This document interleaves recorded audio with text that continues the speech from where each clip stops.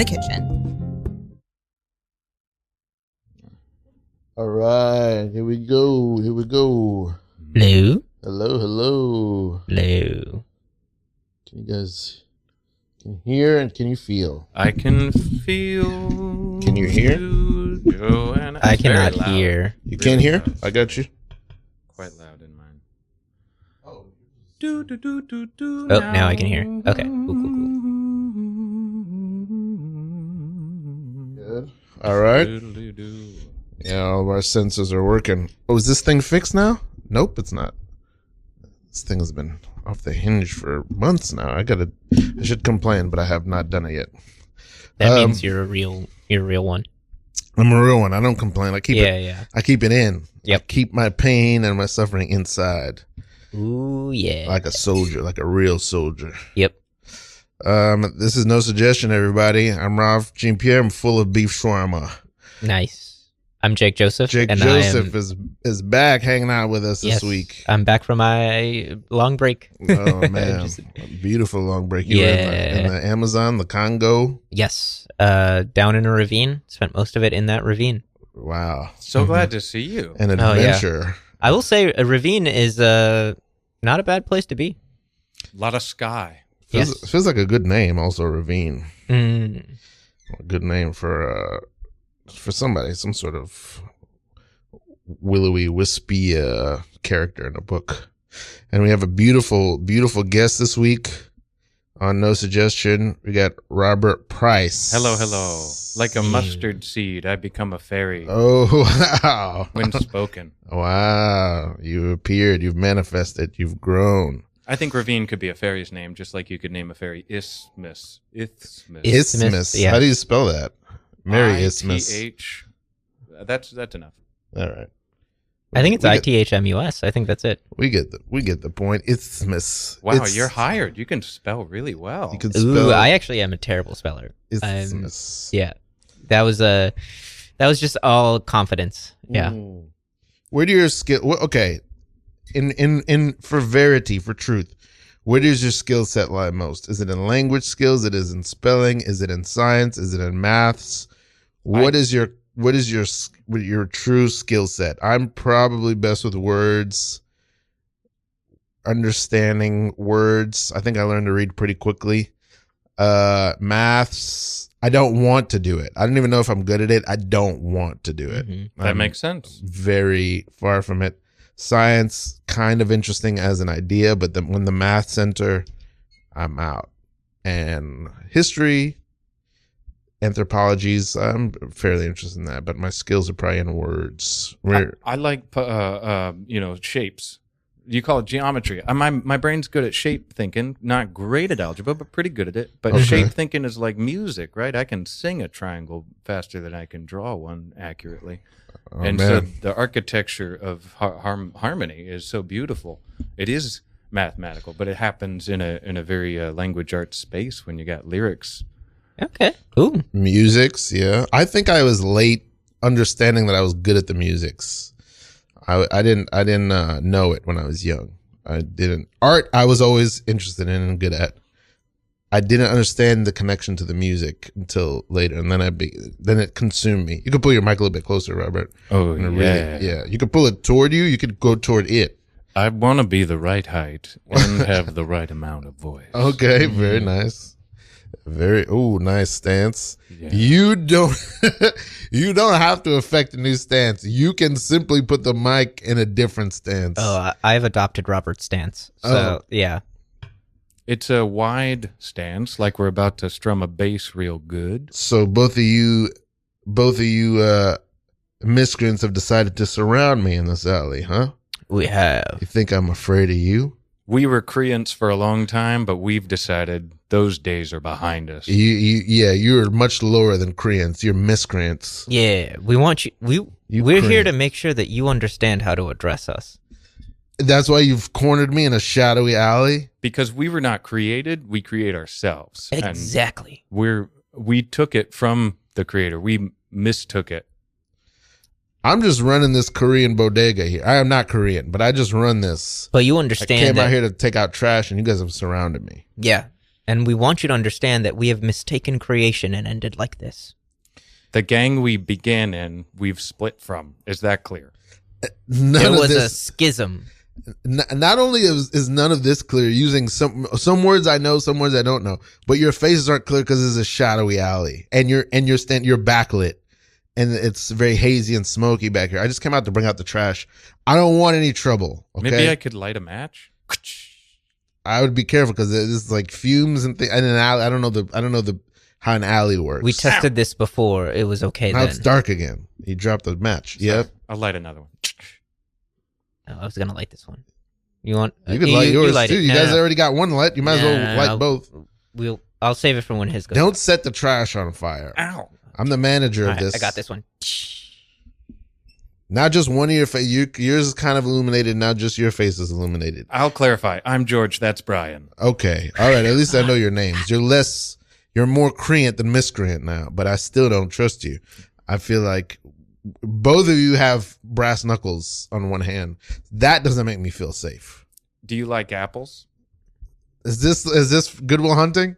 No. I'm just No, asking no, you an no. honest question. Okay. Like, No. do Yeah, you like we're not threatening you. No, Oh, you're not? No. You're shadowy figures. You have both affected a very intimidating stance. Well, I've in this- moved my back foot, my right foot back, so I'm ready for action at this point. Yeah, now you're in like even more of a fighting stance. Now you're in like a karate fighting stance. Do you like apples? I don't know what's gonna happen when I answer this question. I feel like I'm gonna get clocked or something. I'm gonna get hit in the face. Okay, we're gonna put our hands behind our back. There's so many words you guys used earlier that I want to go back to that I can't remember even. Look, Axiom, was that one of them? No. we did not say axiom. Shit. Nexium. I'm from Nexium. I don't even know what axiom means. Don't go to another word. Nexium was the previous gang that we were in, but left due to Creative poor differences. management. So you And are poor gang management. members. You Poor are management. gang members. Well. Are either of you Korean? Do you No. like apples? Okay. Just answer his question. I was in trouble with the Koreans. No, you're I not in shouldn't be trouble with running. anybody. Just I answer the have question. hired all Koreans. I just happen to not be Korean, and I'm not the owner. I was just hired to manage. Okay. Look, It's a bodega. we're not here to mess with you.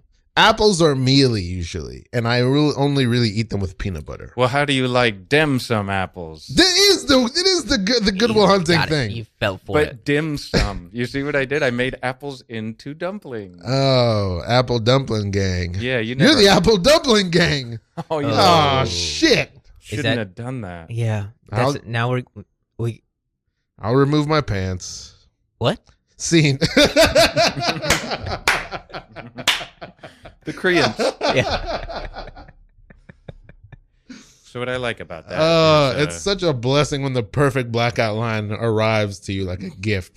mm. Like a gift from on high. Thank you, God. I was imagining a red apple inside the dumplings. I don't think a green apple works in that situation. Oh, I thought it was fully made of apple. I thought the whole dumpling was made of apple. I don't know how dumplings really work. Well, the outside would have to be non-apple, or else Yeah, it's not. it would just be an apple at that point, wouldn't it? Oh shit. we have so much to learn, Robert. I took out the middle of the apple and put pork inside, so that's an apple dumpling. That would be an apple dumpling. That would be an apple. That actually could work. Apples and pork, they pair together. Yeah, put that's pork- Oh, and maybe pears as well. Oh. See, first of all, I love a roast pork bun. I love a steamed pork bun. I go to Chinatown often. I get those. You know what I love? Sesame balls. Ever had any of those? Yeah, Mm. yeah, They got the red bean paste in there. yeah. Oh shit! Hey, can I talk to you for a second? You build the puppets here at Sesame Street, right? I'm a new hire. I've built maybe 1.5 puppets. I'm just learning. I'm more of an apprentice. I I'm would being say paid to that apprentice. you've done some good work on this puppet, Thank you. but not for Sesame Street. I see accurate testicles. I'm looking at real balls hanging from this yellow person. I thought this show was educational, and so I'm here to do the work that I was told to do. I was told to make a human being. I started with they're going to be wearing pants. They're going to be wearing or a skirt or whatever clothing, but underneath, I want it to be fully accurate. I wonder why I'm looking at an atomically accurate nutsack. Because there's a lot going on in this. They're fooling these kids with these felt little cartoons. I want the kids to know what real humanity is like. And the best way to learn about it is through the poetry of seeing a puppet. But if the puppet is already so abstracted, what are the children even gonna learn? Well, numbers and letters, because we're abstracting. We're abstractors. We abstract. Imagine you're trying to make fish and you don't know what F is. That's where our kids are. They're going, how do I put fish down on a piece of paper? Who's going to guide me? They're not wondering what kind of genitalia the fish I don't have. see how me putting testicles on a fish obstructs that at all. Look, I'm operating the fish. I can feel the nutsack moving against the bottom of my forearm, and it is very distracting when I'm trying to match the track. You say distracting, I say instructive. It's instructive. It helps you to understand where you are in the anatomy of the fish as you articulate its bodily movements. You want to distract, I want to abstract. I want this stricken from the record. I want those struck off that puppet. I'm just an apprentice here. You are, I think, it's clear to me that you're... I am the great and powerful Oz.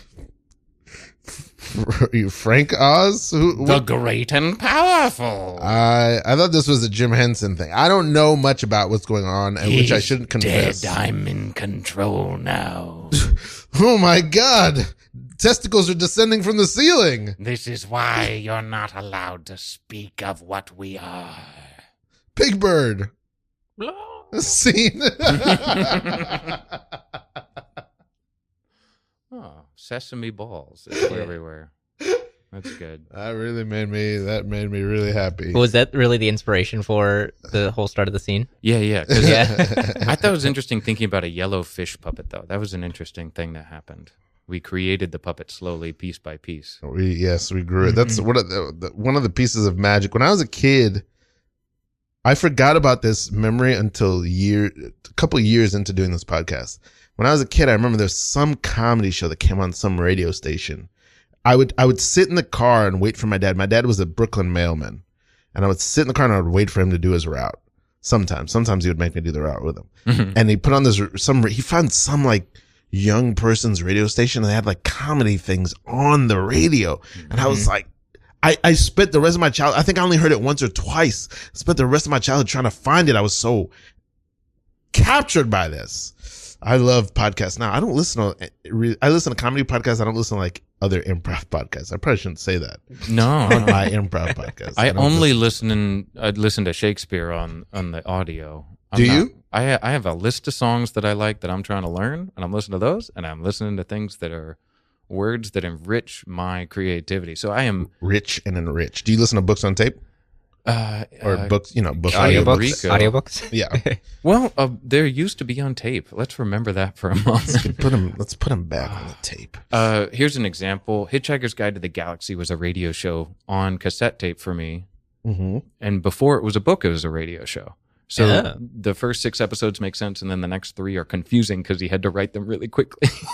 Oh, wow. Yeah. So audio drama is somewhere in between a book and I don't know, a poem or a play or a musical. But like my dad liked listening to Fibber McGee and Molly, where he'd go to the closet and he'd open the closet and all the stuff would fall out. Mm-hmm. And they'd be like, "Don't go to the closet, Fibber McGee. It's going to happen again." Oh, and they'd do Foley and do the sounds? Yes. Wow, that's nice. And so the Jack Benny show had Rochester, who was like a person. You listened to the Jack Benny show? A little bit. Holy shit. Do you know the Jack Benny show? No, I have no idea what you guys are talking about. It's like an early radio show from like, I think the 20s or the 30s? Oh, maybe okay, the 40s, 50s. It became a television show, so it made the transition. He was one of the few people. My dad listened to The Big Show, one of the last radio shows that had like Tallulah Bankhead, the model for Cruella de Vil. I could go on, but basically in those days, part of the gag would be the person doing the voice wouldn't match the character. So famously, there was like a white guy who would do a black maid on one of those shows. Wow. And so it's like, why is everyone laughing when she Vocal talks? blackface. Exactly that. Oh, wow. Okay. Vocal blackface Like is you've heard wrong. of Amos and Andy. Amos and Andy moved to actual black actors when they went on TV because before it was just anyway. We should talk about anything else. Okay. I was just thinking, I'm like, you have Vocal a great blackface. voice for radio, Robert. You should like narrate audiobooks. Or Well, first something. of all, I thought you were talking to me and you weren't, and it hurt my feelings. It's true, also Robert. to you as well, Ralph. It's too late now. It's too late now. My nasal, reedy voice. Before the cabin was finished, Louise came up with a pail of water to give to Kevin. He wiped his brow. He fell amongst the rocks and began to bleed from the teeth. I sure am sweaty. My teeth. Louise looked upon him with the pity she learned from her mother when her mother looked upon her brother who had fallen and broken his teeth. Blessings. Blessings. She grabbed his wrist, kissed the veins that were blue, and spat upon the pink flesh. Oh, Louise, you've healed me. Won't you marry me once and for all? You remind me too much of my brother. She said. Oh, my God, I'm getting friend zoned in colonial times. He thought, and then spoke aloud. Oh, what a nice girl you are. His face seemed to shine with moonshine, so Louise put forth a simple question. Are you drunk? You saw me just fall so hard. Why do you add insult to industry? You're adding insult to industry. You're shaming me this way. Louise knew that she would charge him for the healing she had given, but didn't want to bring up pricing just yet. Let's get you back to town. Yeah, please help me walk. I'm awful drunk, and I fear I've left all 4 of my children alone in their cottage. They stumbled back to Helmsville, the horses watching them with baleful eye. Upon the road, they saw a rabbit, which ran across their path, a sign of good luck, according to Louise. Ah, look. A white one. Ooh, a brown one. Oh, a white and brown one. We only saw 3? Yeah. That might mean only 3 of my 4 children are still left alive. You and your associations. Always. Kevin's heart was breaking, for his clairvoyance showed him that his little Thomas had fallen into the well, and Sam refused to tell the other siblings. Quick, Louise, we gotta get to the well. Take me there even though I'm drunk. This is just like the boy who cried wolf. If You're I always saying your kids are stuck in the well. I have a good feeling. Every time we go check the well, there's nary a child in there. We saw 3 multiracial rabbits.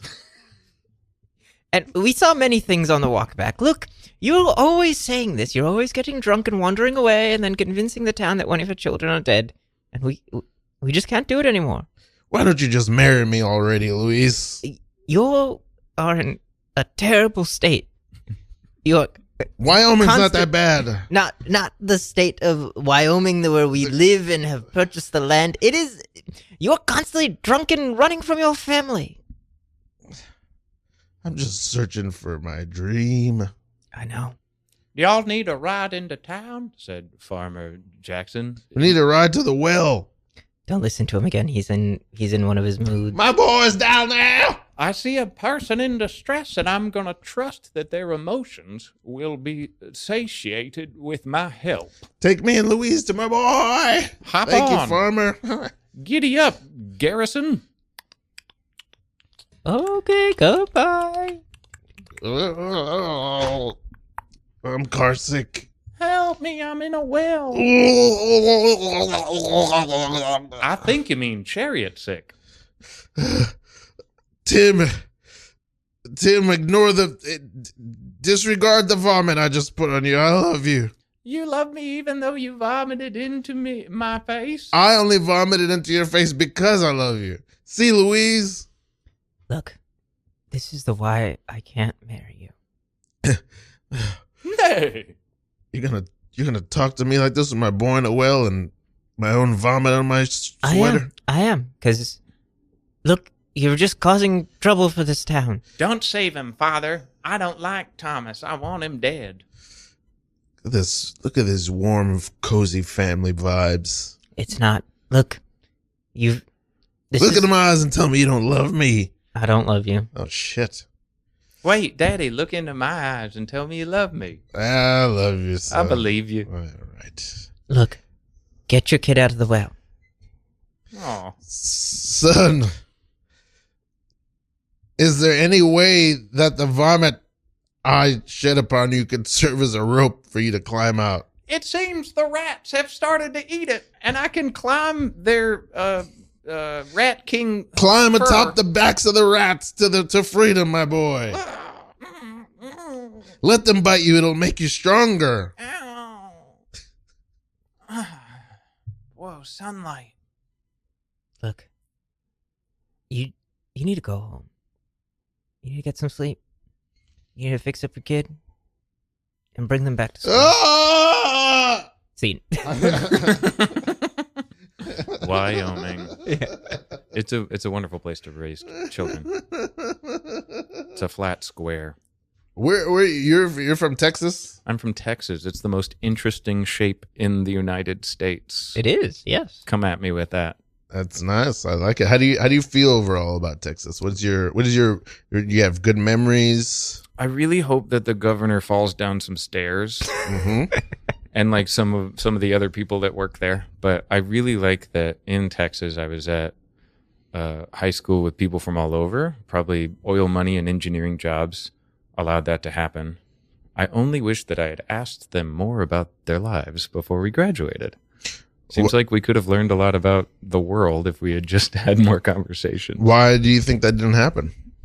Because there was a lot of fear about social concerns from a lot of students.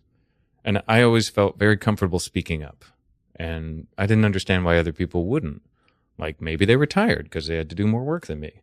Maybe their English wasn't in the same place because of the world I was in and the world they were in. But if I had talked more to the people around me, I could have learned about Cambodia and Vietnam and China and Nigeria and Brazil. I could go on and on. But it was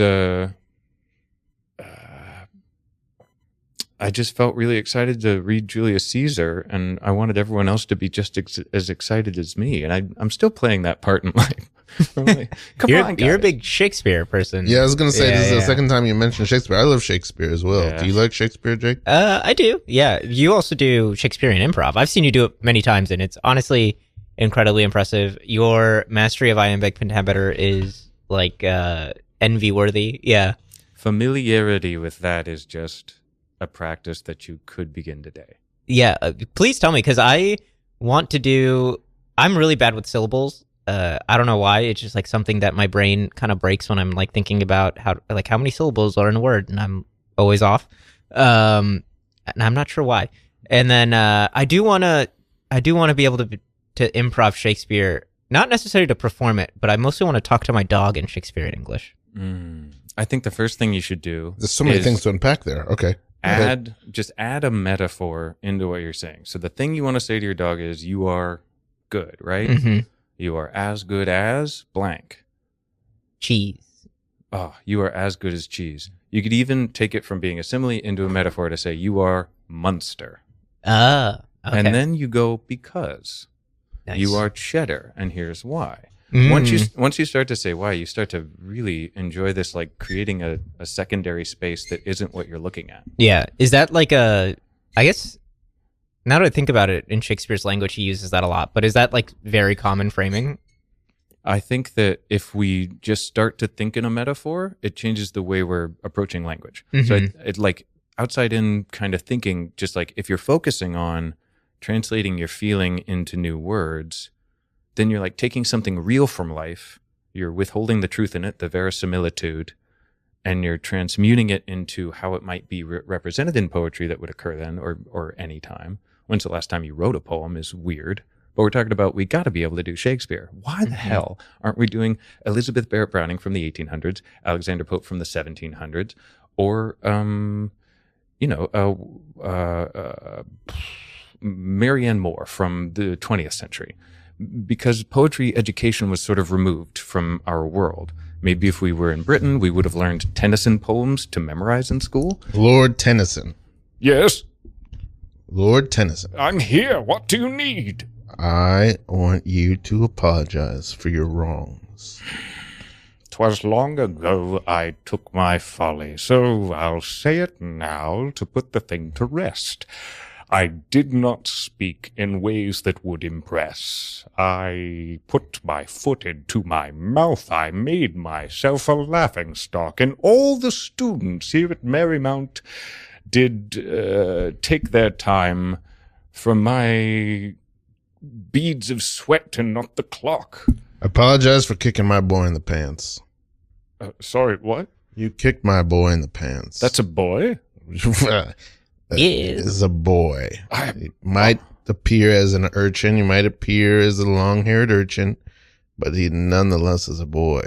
I thought that you were an elder who deserved a smart, but since you are speaking in true ignorance, I do repent. Don't call my boy ignorant. He's merely young. Right.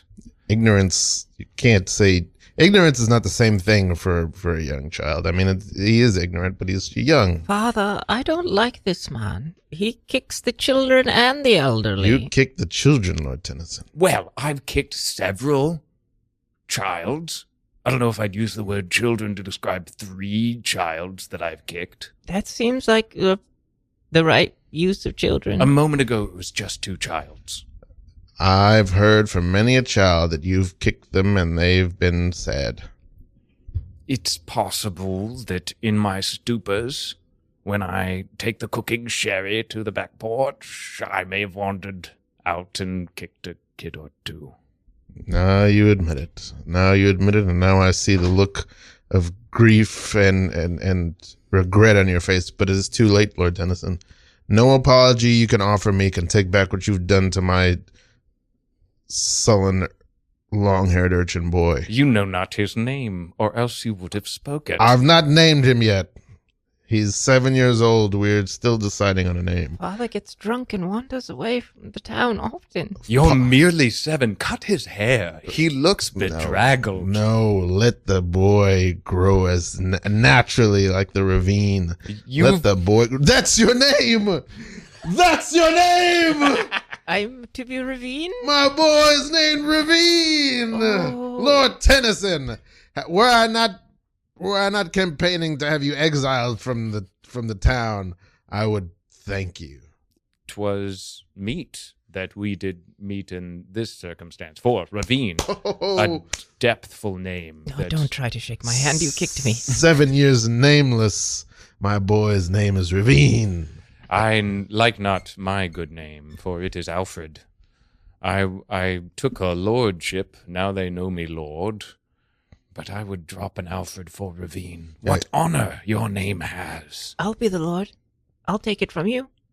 You'd take lord, and The I least- could be Ravine? The least you could do, yeah, Lord yeah. Tennyson, is to let my long-haired urchin boy named Ravine become the Lord as a means of making penance for your insults and your violations.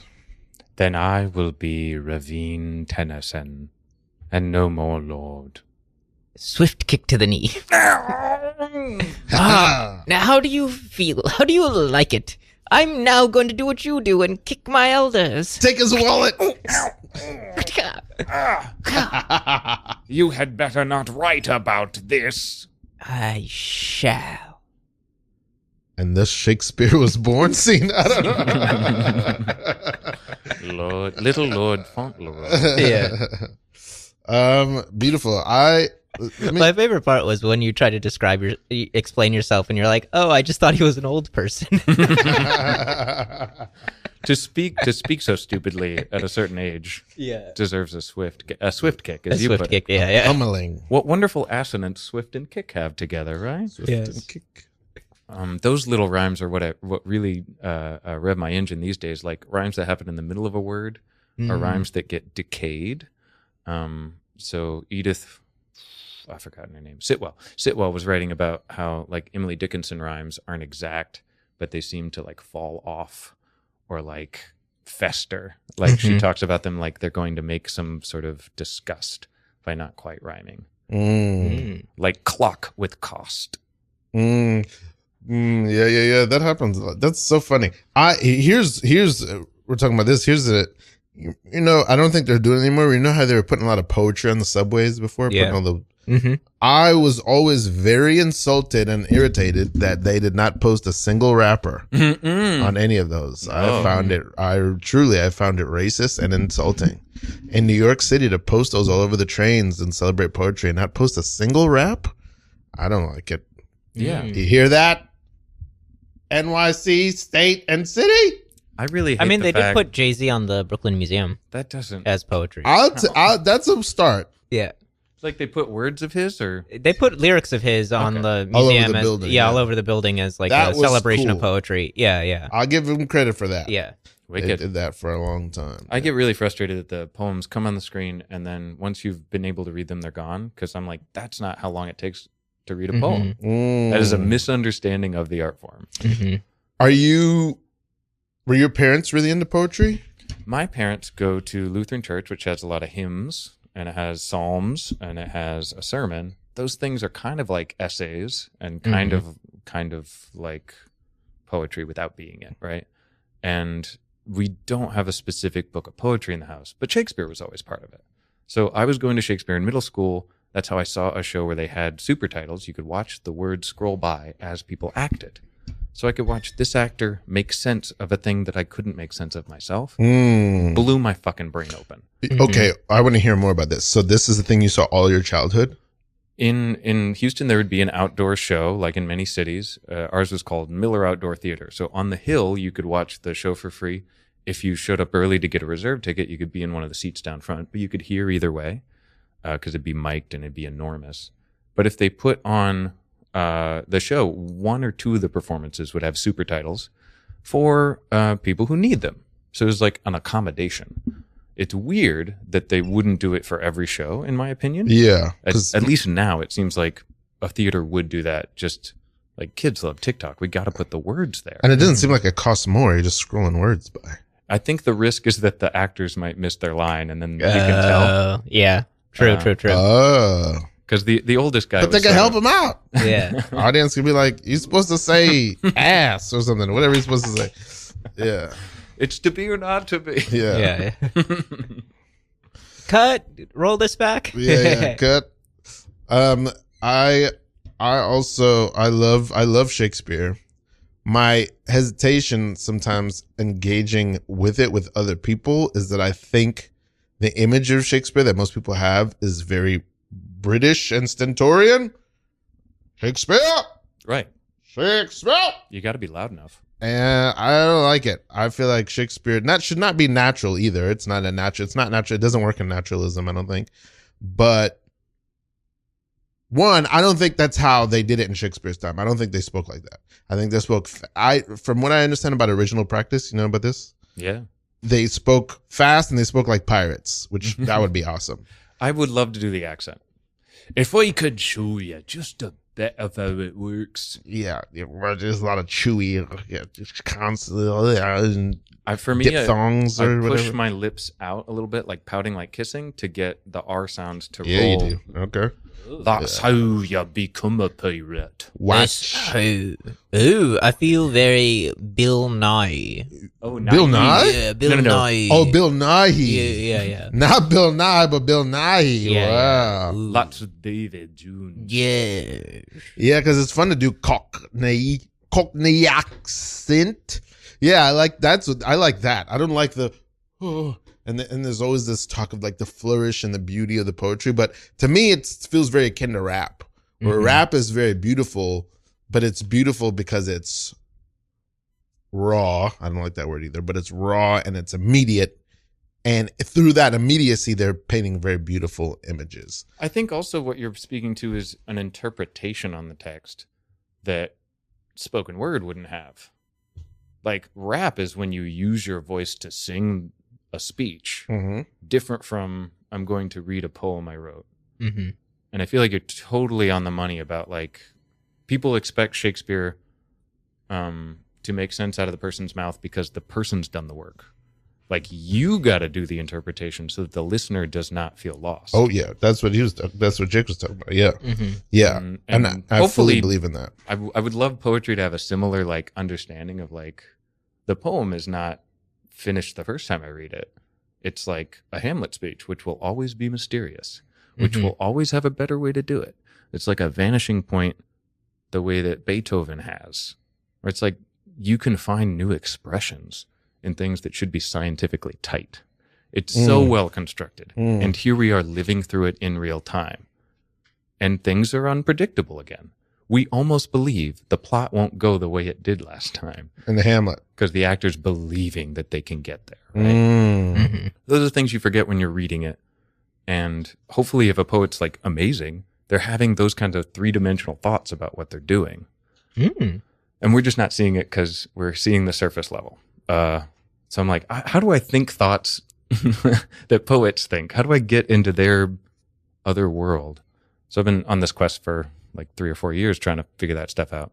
Everybody since the 1600s up to 1920, when like it became about books in college. And once you had a professor of poetry, you needed that professor to have something to talk about. And so he had to study things that were important, and poetry couldn't be just for anybody. It had to be scholarly.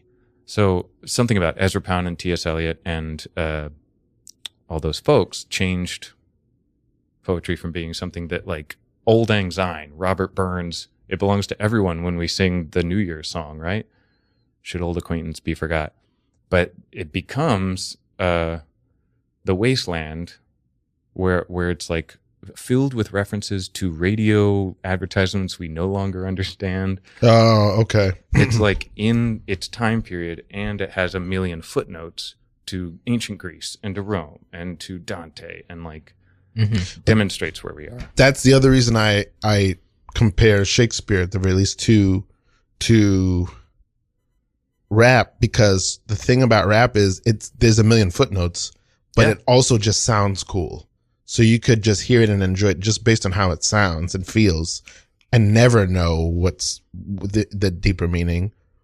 And if you're interested, the 3rd, 4th, 12th time you listen to it, you go, oh, that's about this. Yeah, and I think about that all the time when I hear 99 Problems. I'm like, what are they? You haven't listed any of them. The poem's so much larger. Yeah, you keep saying which one is not a problem, but what are the actual problems? Your life seems interesting. I got a big problem with y'all. All right, I'm producing your record. What do you need? What's going on? Listen, guys, there's a big problem going down out there. There's a big problem going on. You mean in our good city? There's just mad things going wrong, and I need to speak out about it. Is it because we didn't get you a chair this time? You know what? I requested one. It was in my rider. It was not obeyed. It was not honored. But you know what I mean? I got a big problem. So it's not the chair then. Okay. Cool. It's not that it's not the chair. It's larger than the chair. This is indicative. This is indicative of a larger. See, there's a much larger thing going on. The chair is inside of it. You could sit down and tell us. Oh, somebody brought me a chair? If there was a chair. Too little, too late. Right. But there's not a chair. So we got to move past that to the problem, which is bigger. Oh, nobody did bring me a chair. Okay, the chair fuck creaks. Me then. Okay. The chair creaks when it's in the booth, so we have to have you stand. Can't have that. Yeah, we can't have that when I'm spitting my rhymes. Yeah. Because I got to speak about the problems. Right. I got to be very clear and articulate while still remaining funky. You see you wrote dilemma. a verse. You wrote a verse for today? A verse will happen. It's just run the tape. Run the tape. All right. Nah, you don't believe me, but run the tape. Okay. Yeah. So we're good about the chair? We're going to move on. We're going to run the tape? All right. Oh, okay. You already got a beat. Damn. I thought you was going to make a beat. All right. Yo. Yeah. There's a lot of problems going on. Watch this. Watch me solve.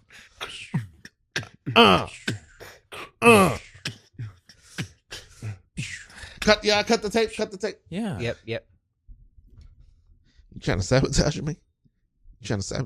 No. We're here to fix your problems as long as you just tell us what they are. Yeah. That beat was built for, generic song because we don't Yeah, have that was the problem. It was too generic of a beat. Right. And what the inspiration is, because I rely on the inspiration to find me. I triangulate the problem and the inspiration triangulate through me and then radiate out. I'm a vector. Okay. That's a good place to start. I'm a vector sounds really excellent. Yeah. That's why I said it. That's the title. The title of the song is "There's a Problem Going On," but my first line is "I'm a vector." All right, great. We're gonna switch it up to beat 2. All right. Yeah, let's go to beat 2. Okay. Let's get to the real beat. Okay.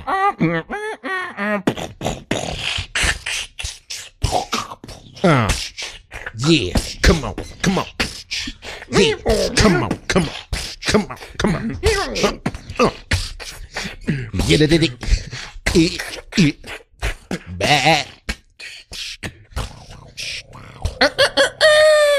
Are you scatting right now? What? That sounded like chicken to me. Oh, okay. Was I hearing chicken? Okay. Chicken makes a lot more sense. Where I come from, if you call a man chicken, that's fighting words. Huh? Is that the reason you were sounding like a chicken? You were going to do a fighting words rap? I had something in my throat. That sounds good too. I'm going to write that down. Yeah. I had something in my throat. something I in had my something in my throat, and I'm a vector. That's a big problem. There's shooting things like trajectories. I think you're accidentally writing a good verse. Accident. I'm a professional. Oh, there, line 4 right there. Line 4 right there. See? Okay. Wow. I'm a vector. I got something in my throat. Bars on bars. When Like Nashville.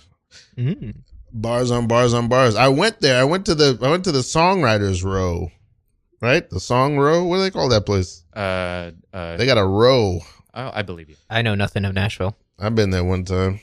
A lot of people flashing on just like a weeknight because they're there for a bachelorette party. Flash boob? Flashing their boobs. Oh, nice. And everybody's white.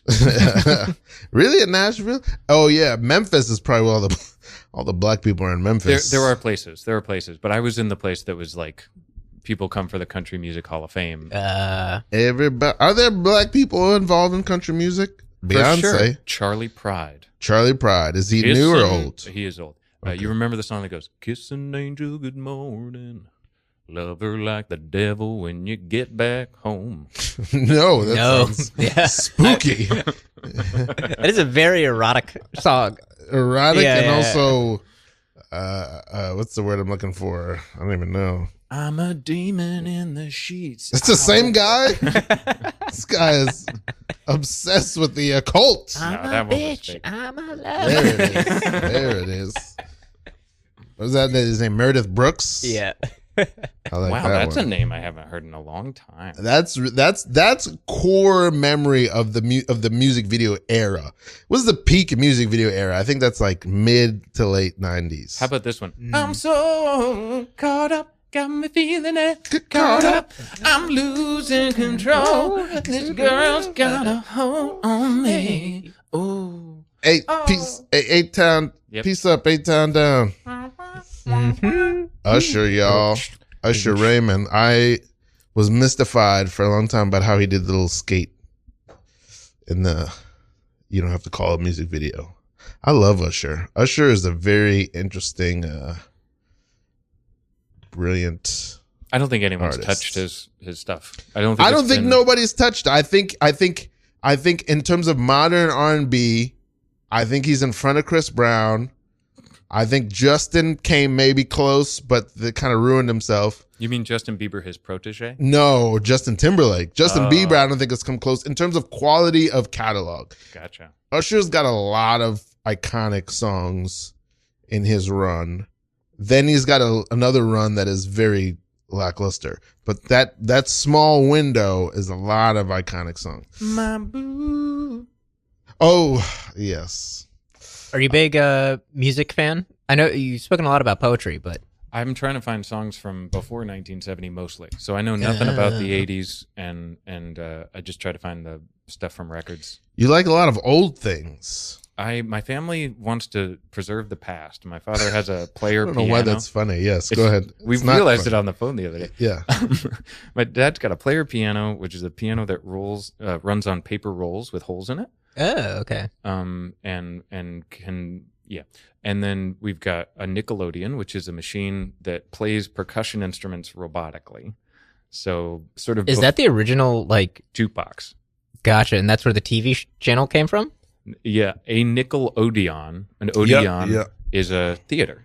Oh, I did not even put that together.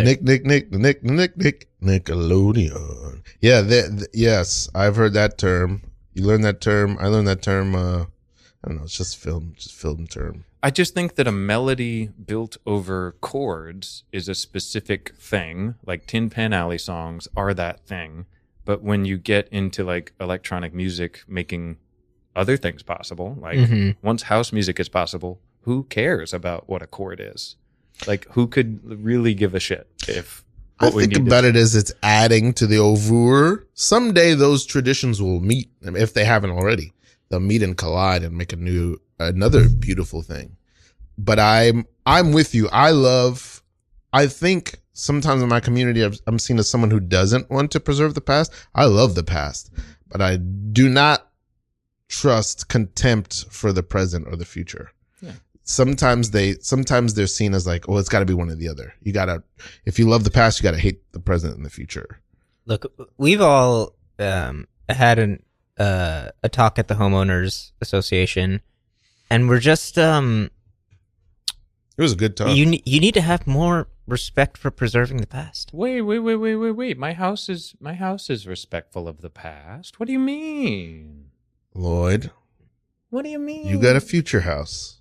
There's energy efficient windows on that building. Just like the 1960s film Sleeper. You got to do an iris scan to enter the house. Right. Like in Blade Runner. This is all from the past. You're Look, pulling some kind of trick or caper. This is a future house. yeah, we had a specific agreement that you signed when you purchased this property. Right. This is a protected area, a historical landmark. Yes. Right. That this part of town is being preserved, Preserved. and you're clearly not doing that. Well, You're wearing Marty McFly outfit right now. there's a lot of different ways to dress. I didn't think one of them would be illegal. You got a tech vest on and Nike sneakers. You're jealous of my advanced style. Well, Oh. Just come because on. you guys dress like you're from 1900. Yes, and we love our rough and itchy clothing. we're preserving a gift. We're preserving our tradition, heritage, lineage, legacy. I'll And what say, are you doing? You're trying to pull us into an unknowable, hostile future. look, by the 1930s, the future was not so unknowable that we couldn't imagine it. In fact, there's black and white film of the future that is represented on my house. This is a retrospective spectacle. You're trying to cheat the system by retrospecting the future that hasn't happened yet. Exactly. So what are you going to do? What are you going to do? We're gonna find your property. and freeze it until the future becomes the past. We're gonna freeze your properties until you're not gonna be allowed to live there. Nobody's gonna be allowed to live there until everything you have in that house is a relic. Can I request to be frozen with the house? No, because that is again What? not old enough. No. You're not respecting. Yeah, we're the not past. cryogenic. Yeah. We haven't done that yet. Yeah. We haven't done that yet. We can freeze the house. We can't freeze you in the house. That's future stuff. Yeah. He's tricky. Okay, fine. I'll leave the neighborhood and I'll build a house Thank right you. outside it. Wait. I know where the jurisdiction ends. You don't think I could make a long, We've kept skinny that house? blurry and vague for a reason. Yeah. I'm making a house 4 feet wide and 60 feet long. There's nothing y'all can do about it. Don't do a modern living mobile unit. Right in between the bayou and the subdivision is going to be my stripe of a house. It's gonna fit snugly in between the natural elements. Right. It won't affect the flood reservoir. Look, you can't build a house that is just one long hallway. Says who? Says the past. the past. Why do you think there's no houses that are just one long hallway? Why do you think that there isn't? Because I think there must have been. I think there must have been. And yet we have nothing recorded because no one preserved the past. Right. There's no evidence of the hallway house, but that doesn't mean it didn't happen. You're trying to sneak the future into the past. I'm trying to sneak the future into the past. I think the way I look and the way I live is none of your business. Oh my God, Aaron. You own the home, but I own myself. I just received a letter. What does it say? Postman just ran by and handed me a letter. Oh, thanks, Raymond. Raymond's great. Thank you, Raymond. He was on a mule. That's how we do it here. Aaron, the letter. It's written. It's one of those fugitive letters that is written in all newspaper individual letters cut out. Oh, geez. I don't even know if I intriguing. can look at that. It's too modern. You're acting so innocent. What do you mean? It says on it 1.21 gigawatts. That's right. That's right. I will need the power for my hallway house. Hallway house. It's just long and one room. Usually this episode hasn't amounted to anything. We usually talk about something. We've just been goofing around the whole time. We got ravines. We've We just didn't been need to ravine mount. Oh, the yeah. whole time. We've been a ravine of silliness. Just been a ravine of jokes. My gosh. I feel like we've had a lot of interesting discussion about poetry. I've learned a lot. A little bit. That is true. I've been thinking a lot about speaking in metaphors because you've been talking about it. I've been thinking I about did want to say, okay, so if you do the metaphor thing, you say, dog, you're so bright, you're like the sun. And like the sun, you warm me. You've done an extra metaphor thing, right? You full circle, and now the metaphor is affecting reality. And that means that your life is different because you imagined something. Oh. And that's so cool. The second thing is to enjoy the wayward sound. So maybe you were going to say knife, but you're going to enjoy saying knife. Ooh, and the more you find the color in the words you're already speaking, the more fun you can have with them, the more Ian McKellen you can treat them, the more Gandolf you become. So like even a simple word like baloney can mean more if you give it more. Bologna.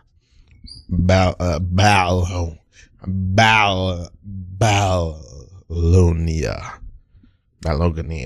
I come from Bologna, with tribute of sausage. We accept.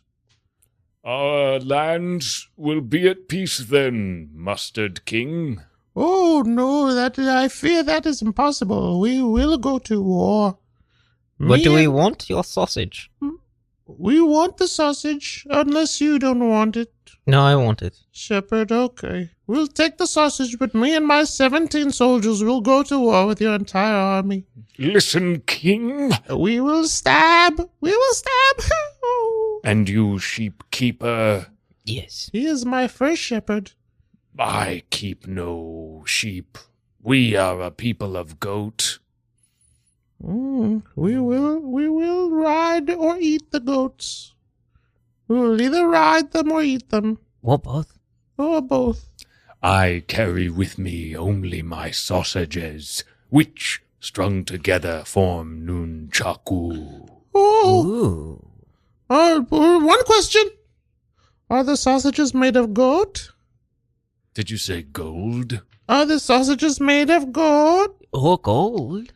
We'll accept both. Are the sausages made of gold? Or gold. We've been doing a fun thing where we sometimes try to find the joy in the words we're saying. The sausages were made from goat. Oh. And they are good as gold. Oh. And now you have got. for I've got your gold. Ha ha! How? How? My 17 soldiers are all standing right here looking at you. How did you get our gold? Because my goat herds are all small children. And their little hands were able to reach through the grates. We've been pillaged. When someone was saying the kids are stealing our gold, I thought they were talking about baby goats, but it was children. I laughed at them when I heard it. I ignored it. Yes. We use the word kid to mean a human child as well as a goat offspring. We've been fooled. We've been swindled. We've been hoodwinked with verbal espionage. As if you were young lambs with tender minds. We will go to war with you. Yes, you shall not hurt our lambs or Give our us sheep. back our lamb, sheep, and gold. I take my slingshot, swing it about my head, Oh, it's made of sausage. and with one release of casing, hurls a ball of meat to one of your 17 soldiers. Splat. He's like that. Siegfried. He's dead. Know that he was killed by the Oscar Mayer himself. I have returned. He has a name. It's Oscar. Speak it not! Or M risk my vengeance. E-Y-E-R. Yes, that's how you spell the last name, but don't you say it. I'll get angry. We would like to make a truce. Yes. Look, we'll join your side. Be careful. I have 17 souls. 16. No one helped him. He choked to death. You killed him. Honestly, he seemed like he enjoyed his death. I was going for a non-lethal attack, and you made it lethal with negligence. It was crazy. You started all of this. I don't know if I want to be friends with you. You were the one that started this. You don't care about your people. He seemed to enjoy his death. Look, we have a saying here. Take one sausage, you're having fun. Take a sausage, you're having an even better time. 2 sausages? No, this is a different sausage. Oh. Yeah, it's still one singular sausage, just a different one. I'm sorry, this is a confusing saying. Take one sausage, you're having fun. Take another sausage, you're having very good fun. Take a sausage. We on purpose don't specify if it's the same sausage or a different sausage. Yeah, that's part of the saying. Cute. That's what we love. Yeah. That's fun for parties. OSC. And then the last time is, and then eventually we go on a meandering story, and it ends with someone will die. Someone will die. But we had sausage. And that made it all worthwhile. Yeah, he is going to our version of Valhalla. He's starting to stink. Oh no, he passed gas. His dead body passed gas. Is that the way to Valhalla? For I have I passed don't know. gas That's many just a how time. it happens when people die. They release. Yeah. I mean, we're not entirely sure how we get to Valhalla. Let's die together. Oh, I fell down a well. Scene. Very good. Okay, we're in the last minute. Tell us, people, what's the next thing you're doing? Where can people find you, and how can they find you on Instagram or whatever?